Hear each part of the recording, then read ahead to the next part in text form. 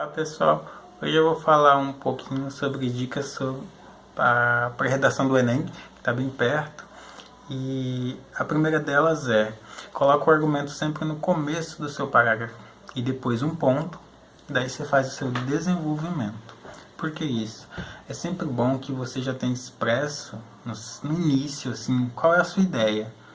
Você coloca ela, um ponto, e faça o seu desenvolvimento. Isso ajuda muito na estética do texto e para você não correr o risco de se perder em todo esse caminho. Evite que os períodos sejam muito longos, ou seja, eles não podem ser muito curtos, mas também não muito longos. Então você tem que fazer uma justa medida aí do seu pensamento. Enfim, por isso que é sempre bom fazer o rascunho. Faça o rascunho primeiro, dê umas 7, 8 linhas para cada e tá ótimo. Evite aqueles termos que dão muito valor do que realmente tem. Por exemplo, isso é fantástico, isso não é uma coisa melhor a se fazer.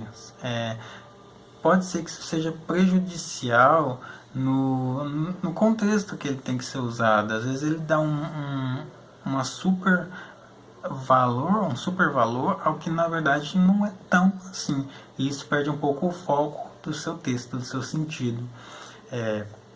Seja objetivo. Esse é o principal ponto. Não fique muito, qual o termo que eu poderia usar, comendo pelas beiradas, sabe? Vai direto ao ponto. Eu sei quanto isso é difícil. Quando eu comecei a fazer redação, esse era um dos pontos mais difíceis que eu tinha. Que era, por exemplo, citar 2 argumentos que você ia usar no seu desenvolvimento na introdução. Isso eu tinha uma dificuldade extrema para conseguir, porque eu sempre queria já fazer uma introdução discorrendo assim sobre o tema e sem citar, porque eu não conseguia.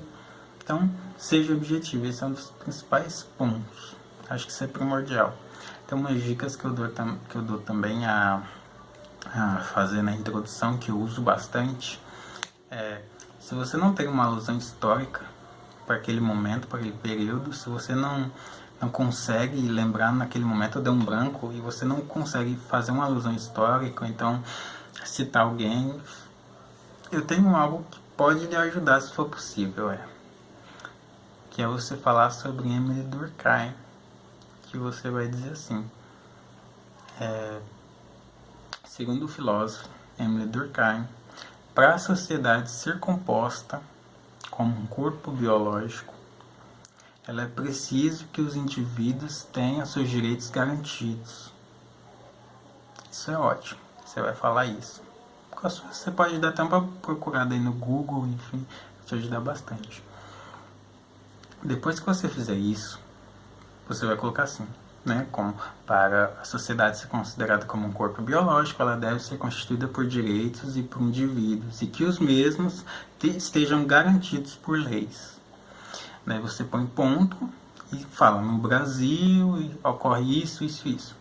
Na sua conclusão, no seu final do seu texto, você vai falar assim, portanto, medidas devem ser tomadas para resolver este impasse.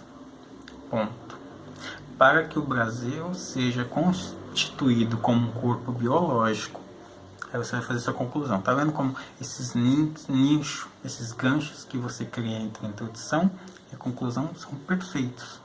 Eles dão muito valor ao seu texto, vai ficar muito melhor, você vai citar Emily Durkheim, vai citar um pensamento, algo, sua redação não vai ficar senso comum. Então, colocar o pensamento de Durkheim no início e no fim, para que o Brasil seja constituído como um corpo biológico, ele deve fazer isso, isso, isso e aquilo. Tem uma chave também que eu uso no meu terceiro parágrafo, que é falar por que o problema persiste, por que ele continua. E eu sempre uso algo que é mais ou menos assim.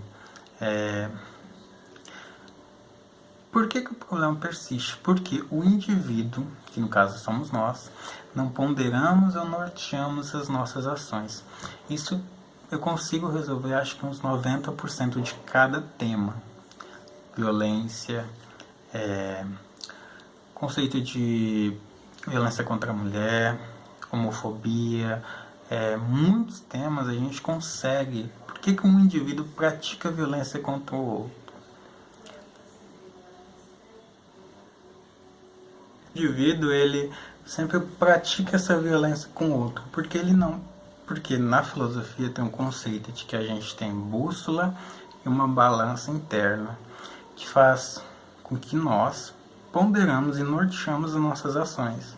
E se um indivíduo, em tese, ele não tem isso, ele não pratica isso, ele causa violência, ele causa um descontrole dentro da sociedade.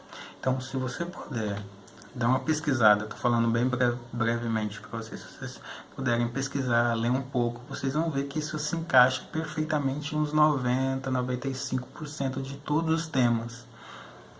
Por que o indivíduo ele ainda persiste? Por que o indivíduo ainda faz essa prática de violência, mesmo que exista, por exemplo, medidas do governo, que existem campanhas de conscientização, de sensibilização, enfim. Por que ele ainda continua a praticar isso? Porque ele não pondera e não norteia suas ações, que no caso ele não faz uma balança e uma bússola interna, que vai fazer com que ele age, que as suas atitudes sejam coerentes com a lei, posso dizer assim. Então, essas minhas dicas para vocês. Se vocês querem fazer uma redação um pouco mais contextualizada, o corpo biológico de Emile Durkheim, vocês podem colocar na introdução e finalizar na conclusão. E por que o indivíduo, o problema ainda persiste? Porque o indivíduo que pratica, o opressor no caso, não consegue nortear e ponderar suas ações em sociedade. Fazendo assim, ele agir de forma descontrolada ou não fazendo ele atingir o seu senso de faculdades mentais positivos. Aí você vai discorrer como você achar melhor na sua redação. Mas os meus assuntos que eu tenho para falar. E se vocês tiverem alguma dica, poder postar aí também. Uma frase de um filósofo que eu gosto bastante é de Immanuel Kant, que o ser humano é aquilo que a educação faz dele. Acho que perfeito também para qualquer redação que vocês puderem fazer aí. Conclusão, fechamento, ótimo. E é isso, acho que a redação tá ótima. Nesses dois contextos, de Emile Durkheim e a balança e bússola interna, você consegue pelo menos uns 90% de todos os temas você vai conseguir colocar. 90, 92, 95, por aí. Eu acho ótimo compartilhar com vocês. Até!